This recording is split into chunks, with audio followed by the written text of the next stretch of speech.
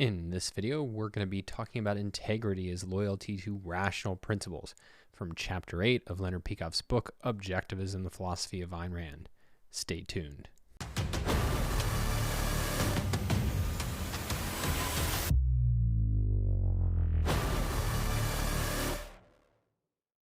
All right, so let's start out with a summary of this section.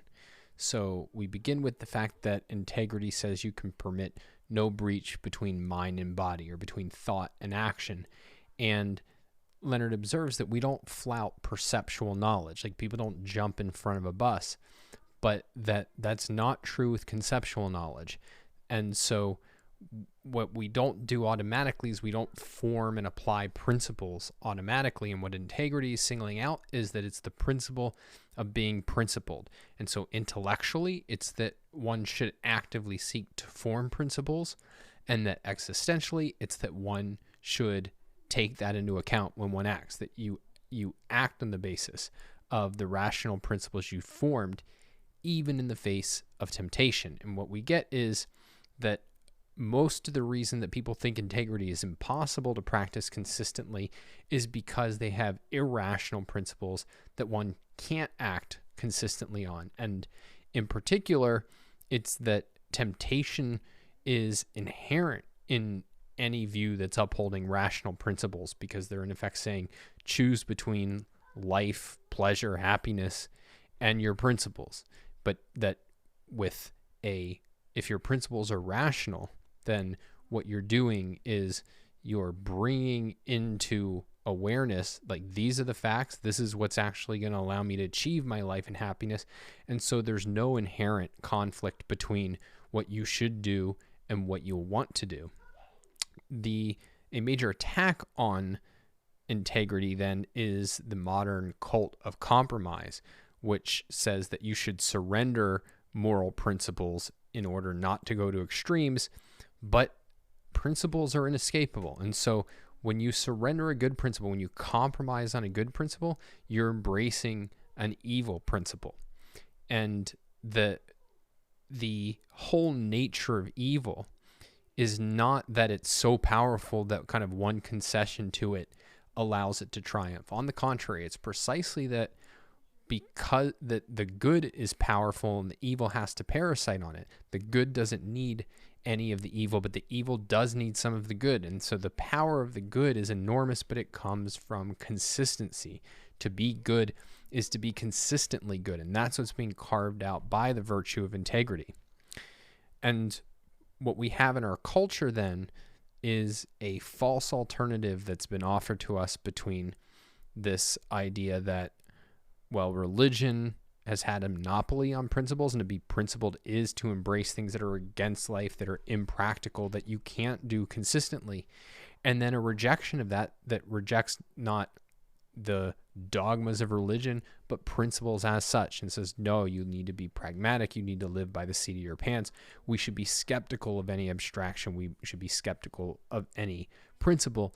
And the bottom line, Leonard says, is that the real solution is to reject both intrinsicism and subjectivism, and in favor of objectivism, in favor of a true theory of concepts, an objective theory of concepts, and one that dismisses both of these false theories. So as always with the virtues, let's do our MPI analysis. So the principle is loyalty to rational principles. The intellectual side of it is to form principles, to use your mind to grasp principles, to grasp cause and effect. And then existentially, it's to act on principles. The metaphysically given fact, then we can say, is it's the mind-body integration, but it's the mind-body integration from a certain perspective. It's thought-action integration. It's the integrity of thought and action. Thought exists for the sake of action, and action without thought is self-destructive. Now, we said earlier that if you find yourself thinking about the objectivist virtues in conventional terms, then you've almost certainly gone wrong. And so a good tip-off, I think, in this realm is what kind of examples come to mind when you're thinking of examples of integrity. And they shouldn't only be somebody struggling to follow moral principles in the face of temptation. Usually those are the kinds of examples you get, but that's definitely not the only thing that one should have under the umbrella of integrity. And there's two issues here that I want to discuss. So one is that integrity is wider than moral principles, and the other is that it isn't about, or it isn't only about, or isn't centrally even about adhering to principles in the face of temptation.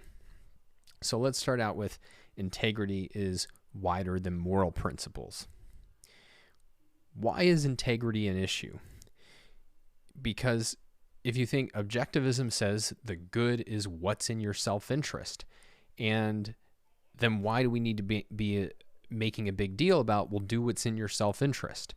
And the basic issue comes down to what we've been discussing since we discussed man's life as the standard, and even really further back than that, which is that we don't automatically know what's good for us, that what's actually good for human beings is a conceptual achievement. It is what we need principles for, that in order to project the long-range consequences of an action, in order to take into account all of the effects of an action throughout our lives, we need the guidance of principles. And this is why Leonard is stressing and making this point that people don't flout their perceptual knowledge, but your interests aren't perceptual, that they have to, as we talked about, you have to conceptualize the requirements of human survival. And then why are you conceptualizing them? It's not so that you can write OPAR, although that's a great achievement. It's that then you can live by them. You can form principles and then you live by them. So we need, the basic issue is that the long-range successful course of action, an action that leads to values, can only be known through principles. So you have to grasp principles and apply them if you want to achieve values. And you need to apply them even in the face of the pressure not to, because part of what it means to say your interests aren't perceptual is to say that something that looks like a good idea might be a bad idea, and something that looks like a bad idea might be a good idea. And that the default is, well, put it this way, or I think it'll be helpful to just think of some common kinds of examples of exactly this phenomenon. So you can have reached the conclusion, you could call it the principle, at least the principle of productivity, that checking email or social media in the morning is a bad idea because it puts you on other people's agenda. You're wasting some of your most productive creative time. It can look like a value, like, yeah, I'm just going to check this and figure out what's going on. Maybe an opportunity arose that I want to know about, but in the full context, it isn't. Or take exercising regularly. It can feel in the moment like a disvalue, like I'm tired, this is going to hurt. It's not going to make that much difference whether I do it in this particular case or not, particularly if you're just getting started, right? But if you look in the full context, it isn't a disvalue. It's actually achieving major positives in your life. Or somebody offers you, let's say, a significant amount of money. Let's say you are in marketing and it's, here, help me promote an evil idea or a product that you regard as like worse than useless, like a real negative for the customer. And it's an apparent value, right? It's money. And but in the full context, no, it's actually undermining the things you want in your life. And so what integrity is saying is keep the full context. Don't let the push or the pull of something out of context drive your decision making. Be focused on understanding the full context, and the way we understand full context is through principles. And notice that it's principles. It's not just moral principles. So objectivism's view is you need to grasp cause and effect in every area where you're pursuing values. Economics, health, relationships, parenting, communication. Wherever you're seeking values, you're trying to grasp causal connections, causal principles that are going to govern you to success, towards achieving what you want to achieve in those realms. And the alternative is, that you're operating by the seat of your pants. You're operating at a case-by-case basis. You're going to end up reactive, putting out fires, rather than spearheading a course that is going to lead to the achievement of things that are actually good for your life. One way to think about it is that in our discussion of man's life, we discuss why one needs moral principles, that you need moral principles in order to conceptualize the requirements of human survival. And what integrity adds is that for the same reasons, you need to grasp and act on principles across the board. And that can be hard, that requires effort to grasp them. It requires effort to bring in the full context, and that you will likely face temptation on occasion because the default is to see things out of context. And so summon the full context whenever you act. Now, that said,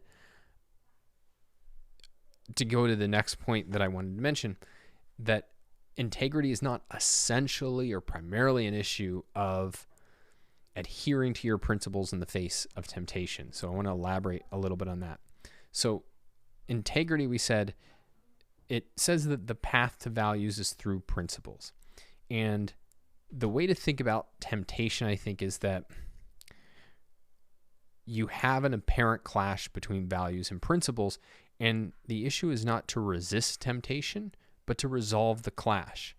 And a good illustration of this that I think Leonard mentions in passing is Reardon and Dagny. So Reardon has a real clash. It's his principles seem to tell him that it's wrong for him to start a relationship with Dagny, and yet he has this long-running, recurrent, passionate desire for her, and that ultimately he gives into. And the advice is not, come on, Reardon, resist temptation, stand by your principles. The advice is, no, it's that your principles are wrong. What you need to be doing is you need to be resolving that. And the whole issue of Atlas Shrugged is we see that's exactly what he does do. He can't resolve it right away. It's a long, hard battle. But he's working to resolve the clash. He's working to restore his integrity, the integrity between his convictions and his actions. And so it's not that there's never a case where it's just like I need to resist temptation because I'm experiencing an out of context emotion, but it's integrity is a virtue because if something really is a principle, then something at odds with it isn't actually a value. And so what I'm saying is the issue isn't follow your principles even when they seem to clash with what you want. It's that if you think about the meaning of integrity, it's really working to restore integration, the unity of mind and body. And so your goal is not to steel yourself against an out of context emotion, but to restore the unity, to see the issue in its full context.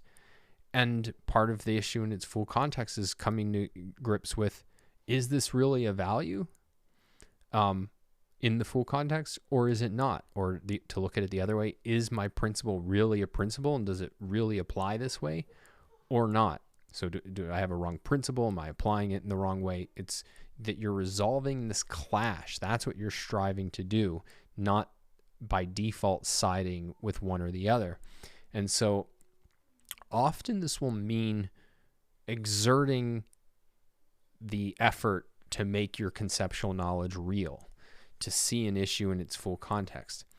And then you'll see that the thing that you thought was a value wasn't a real value. But sometimes what I'm highlighting is that sometimes, no, it is a real value and your principle is wrong. So to take an example that's sort of like the Dagny one, but I think I've heard it come out of the mouths of real objectivists in a way that the Dagny Reardon conflict hasn't.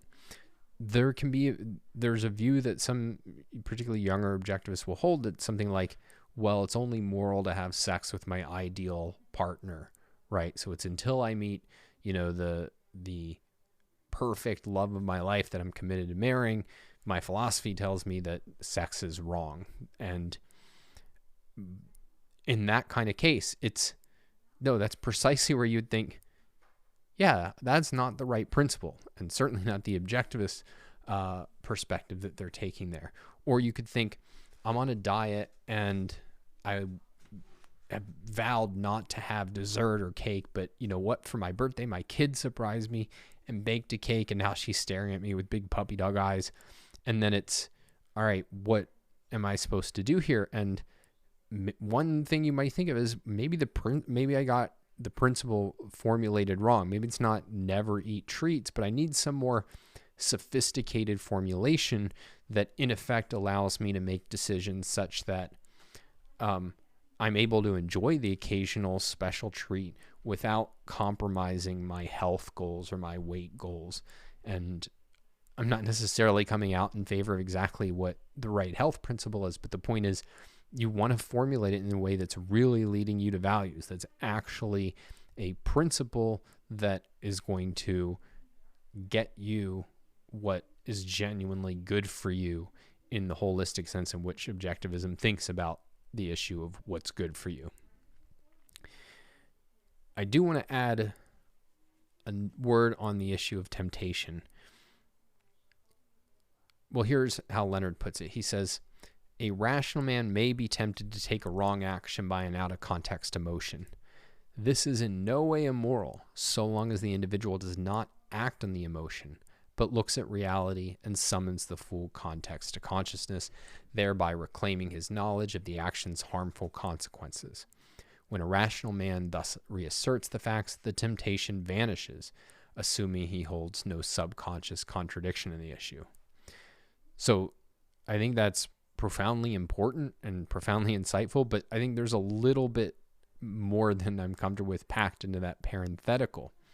Or rather, here's an area where it's really important, I think, when implementing a philosophy to bring in the issue of psychology. Because one of the things psychology deals with is what you can think of as stubborn premises.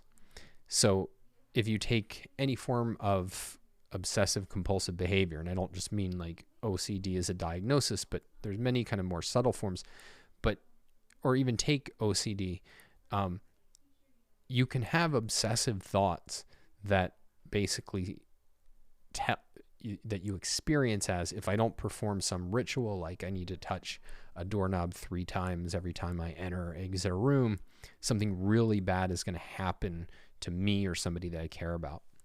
And if you talk to people who have OCD, it's not that they really believe that in the sense of like they get that that's not true. Like they get that that's not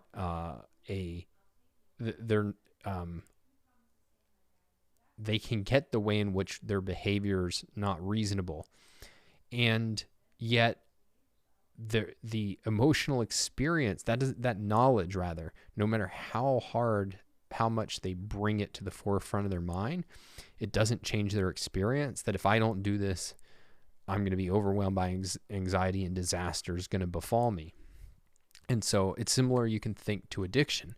Many addicts, they know that this is bad for them, and often or even I don't get pleasure from my addiction anymore. There can be a real awareness of these things. And I mean, this is why even once addicts reach the point of asking for help, it's a real endeavor, because that knowledge, it does not by itself eliminate the desire, like the experience that this thing is of value, even though intellectually I know to my core that it's not.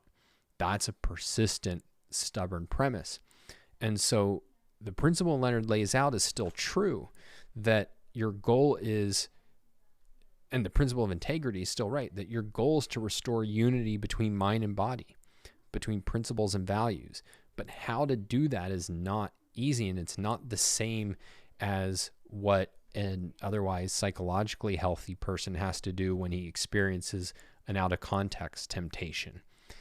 It's more than just reminding yourself of, oh, these are my principles, I can see the long-term course of action, and now this value what I thought was a value doesn't have an appeal to me.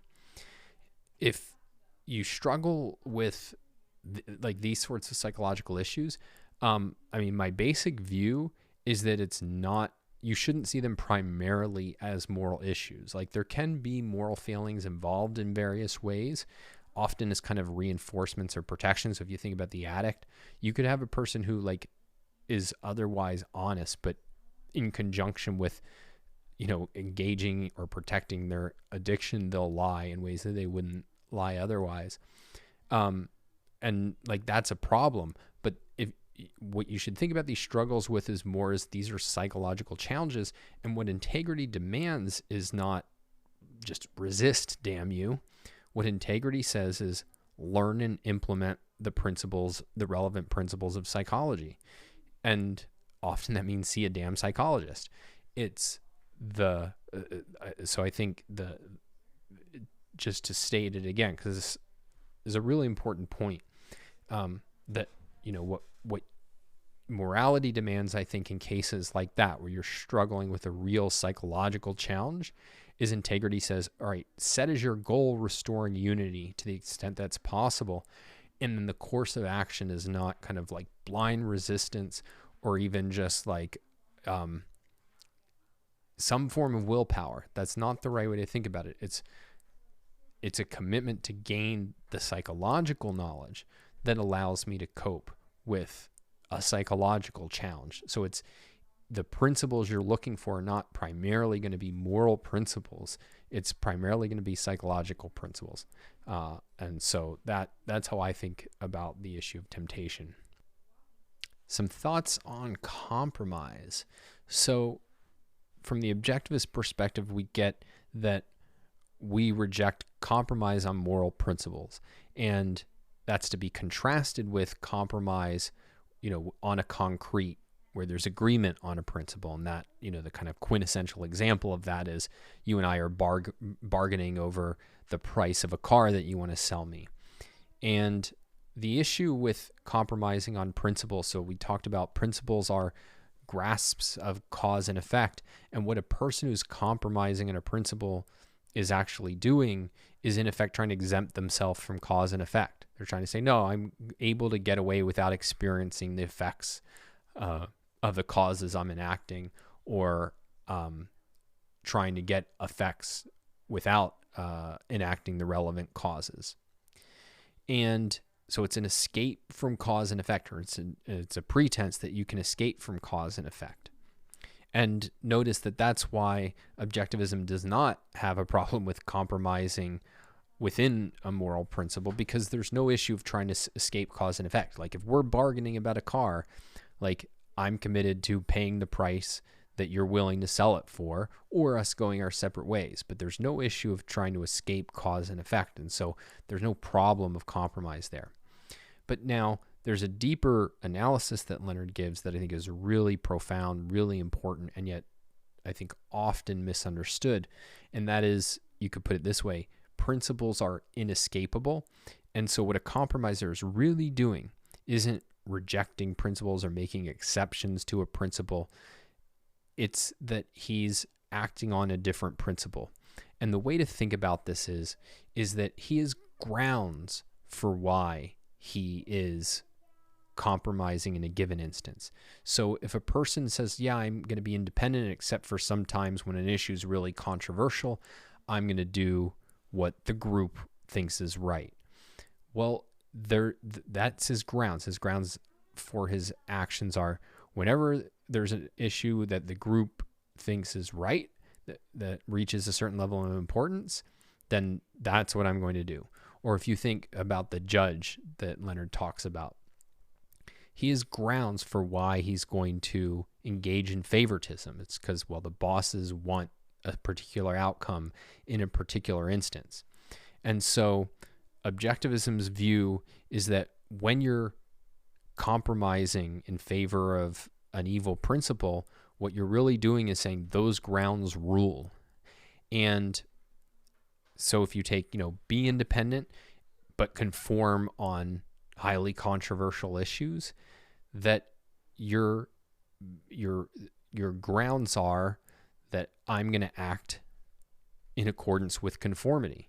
And conformity doesn't mean conform on every single thing, never have an independent thought, be like a total zero, like a Peter Keating, who even, by the way, takes some kind of independent actions.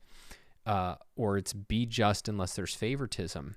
It's I'm going to be ruled by the principle of favoritism, because favoritism does not mean make every case based on the boss's want. It's no, the whole issue is the bosses are going to say, no, go and have a bunch of just cases, but when we call in our favor, you better bend to it. Like, that's what favoritism is. And the issue why there's this imbalance between when you seem to be compromising between principles, you're really embracing the evil side of that compromise, is precisely because, and Leonard explains this in depth, it's that evil principles don't demand consistency. On the contrary, they can't demand consistency. They don't want consistency. They want to be able to operate as parasites, to inject themselves at will, or you could put it at whim, as trump cards. And so it's the whole idea of evil principles are saying not obey me consistently, but it's we have trump power, no pun intended. And so to take another example that I think makes this really clear, we talked about Leonard's comments on altruism, where he said that altruism doesn't demand consistency. Consistent altruism, consistent self-sacrifice would mean basically instant suicide. That what altruists want is not for you to, at every moment, consistently sacrifice your welfare. No, it's go earn a living, buy a house, you can have a family, you can drive a car. But whenever we whenever we call in a favor, whenever we demand obedience, whenever we demand a sacrifice, that's the trump card. You have to obey. That it's in any conflict between our demands for sacrifices and your desire for happiness, it's our demands for sacrifice that win out. And therefore, altruism is the ruling principle. And again, it's because it's an evil principle. It's at odds with life. It doesn't and can't demand consistency. What it demands is trump power. Now, one common misunderstanding here is that if you fail to follow a principle, you're embracing the opposite principle. And if you think that Leonard said this, it's reread OPAR carefully, because he didn't. I didn't make note of the exact passage. But if you fail to tell the truth, like if you tell a lie, Leonard's point is not that now you're on the principle of dishonesty, because take seriously what that means. On the principle of honesty would mean you're using that as your grounds.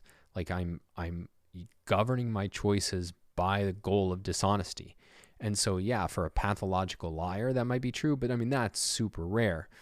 More likely your ruling principle is something like whim worship or conformity. It's something else that is leading to the dishonesty, some other principle other than honesty that's ruling you. And so again, the issue is always, if you're trying to identify what principle a person is in the grips of or acting on, you have to actually look at them.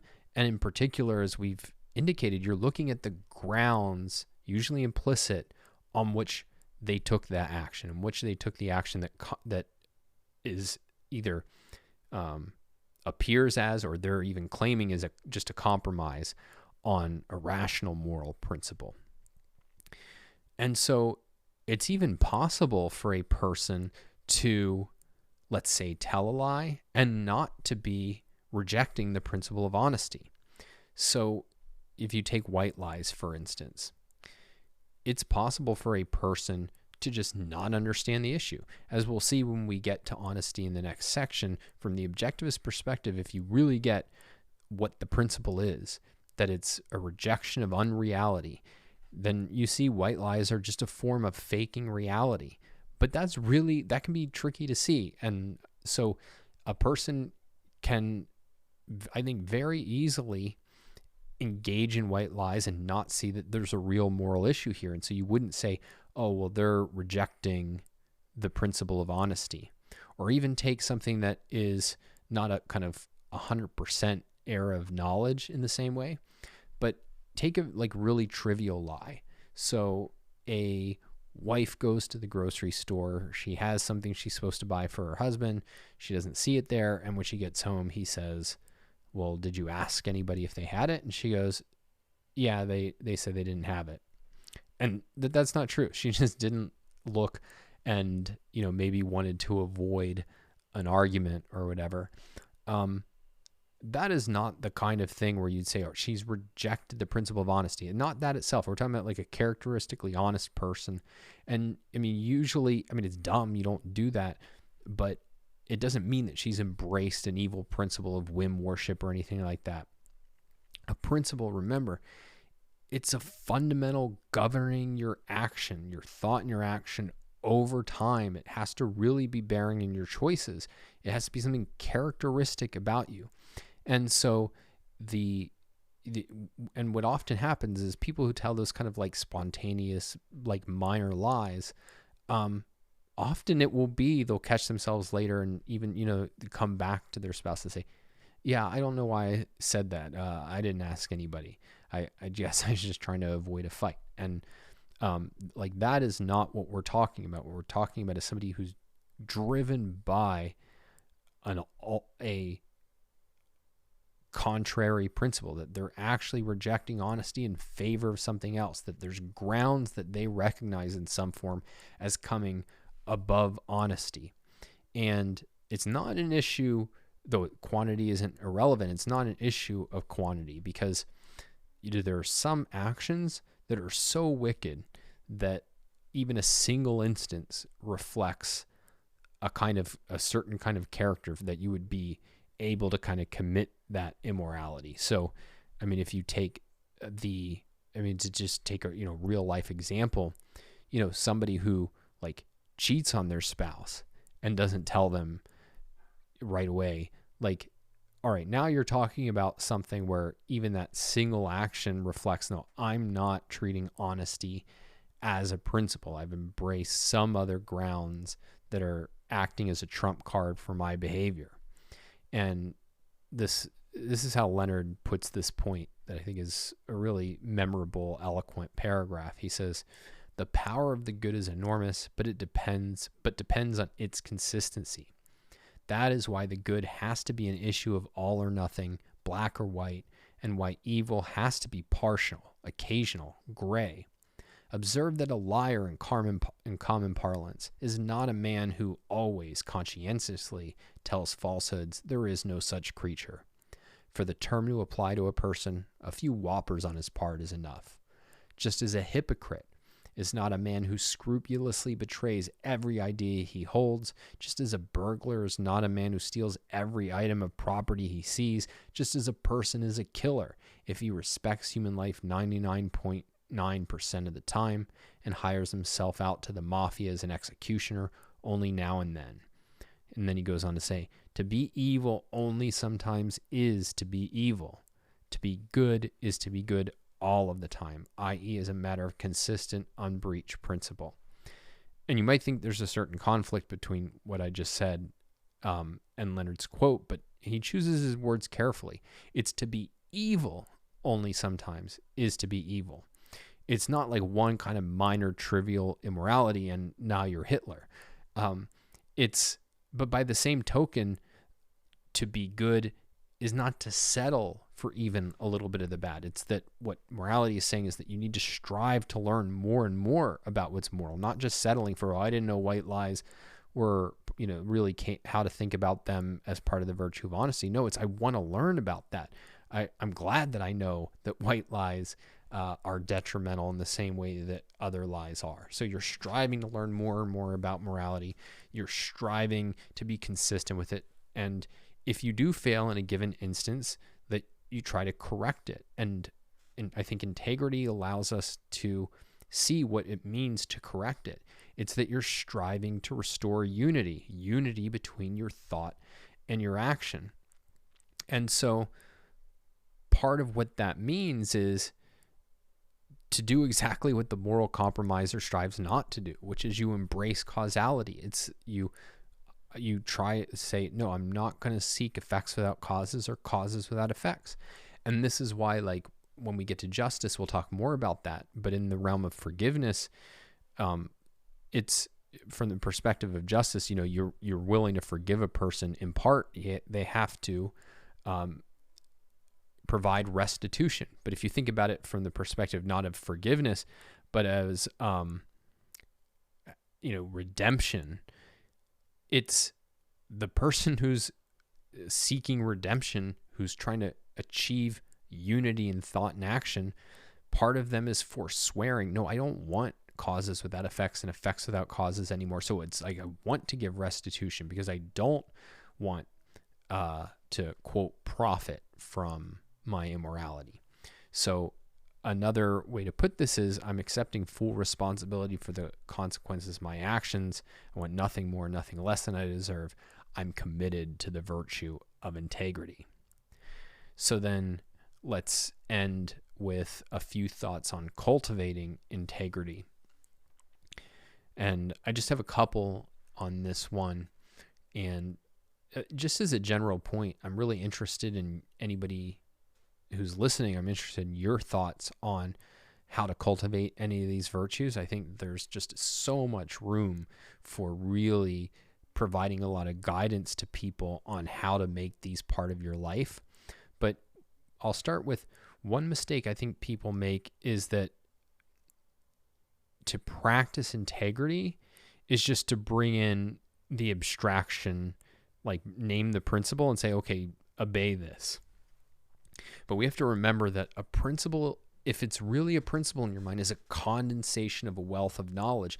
And what you're actually trying to do is you're trying to bring that wealth of knowledge to bear when you're making a decision. So it's when facing a decision, I don't think it's the right question to ask yourself is, well, what do my principles say? I think a better question, though it amounts to the same thing, but I think it activates more what we're going for here, is what do I know that's relevant to this decision? So if I'm trying to decide who to vote for, it's not, well, I have the principle of individual rights or something like that. And the Republicans talk more about individual rights than the Democrats. It's nothing like that. It's what principles should govern voting. What do I know about about how to make decisions about voting? And then you have to do a lot of conceptual work about, all right, well, what do I know about the current state of the parties? What do I know about the current state of the culture? What do I know about the particular candidates and their policies? You're trying to bring in a wealth of knowledge, and that's really what integrity is saying, is that you're trying to activate as much knowledge as you can, and above all, principles, which are, fundamental causal truths. And to take another example, right? It's, I want a good marriage. It's not, well, my principles tell me to choose a hero or something. It's, what do I know about what's relevant to a good marriage? And you might think, I actually don't know that much. And so I need to start forming principles of successful romantic relationships. And so maybe, for instance, I should look up, well, why do couples get divorced? And what things do they talk about as, oh, these are things that I could have spotted when making a decision about a partner, or these are ways that we went about trying to resolve conflicts that didn't work. And then what do successful couples do? It's that you're actively looking for principles. That is, you're actively trying to gain knowledge and bring that knowledge to bear. And so the overarching point here is that principles should really be you want them to function as principles, not to function as dogmas. And so if you're at all, one thing is just, we've covered a lot in this course about the way in which we can form first-handed principles and avoid kind of rationalistic dogmas. But it's the more that you can do that, the better. And then it's in bringing them to bear, what you're trying to bring to bear is all of that knowledge that they're condensing.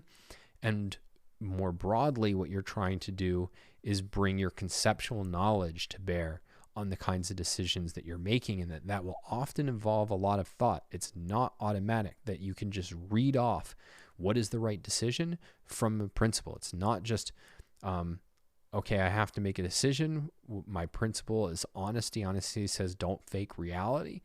No, you're trying to bring to bear that whole way of looking at things that the principle condenses and encapsulates. And not just a single principle. Usually, often there'll be multiple principles involved, or at least you have to think about, well, what really are all the principles involved? And is honesty the central issue here? Is there some other principle that's relevant to this kind of decision? Then the final point I'll make is that write out your reasons for your decisions. So this is something I learned from Ray Dalio, who's an investor who has a lot of dubious macroeconomic views, but a very intelligent investor. He has a book, Principles, which I didn't finish, but the parts I read, I thought overall had a lot of really good stuff. But one of the things that Ray always did is that whenever he was making a decision, he wrote out in clear terms exactly what his reasoning was. And so first of all, this forced him to really refine his reasoning and think, okay, do I really know why I'm doing what I'm doing? And then it allowed him to see, all right, well, how did that work out? Did that really make sense? Did it lead to success? And if not, why not? Did I get the principle wrong? Did I get some facts wrong? Did I get the formulation of the principle wrong? Which is not uncommon. So you have you kind of are groping for the right principle. Remember the example I gave on kind of like eating healthy. Formulating the right principle in exactly the right way, it can be really challenging in something like that sphere. So it's the more that you can write out and have objectively, like, this is why I'm doing what I'm doing. This is the principle. This is how I'm thinking about it.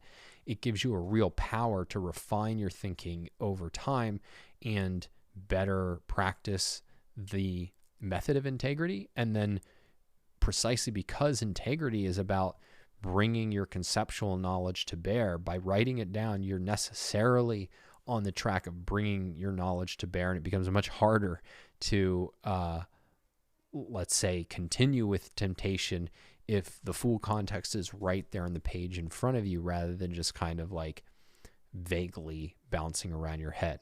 So hopefully those are helpful. Be sure to subscribe to the YouTube channel, like this video, and as always, visit donswriting.com and sign up for the newsletter to stay in touch. Talk next time.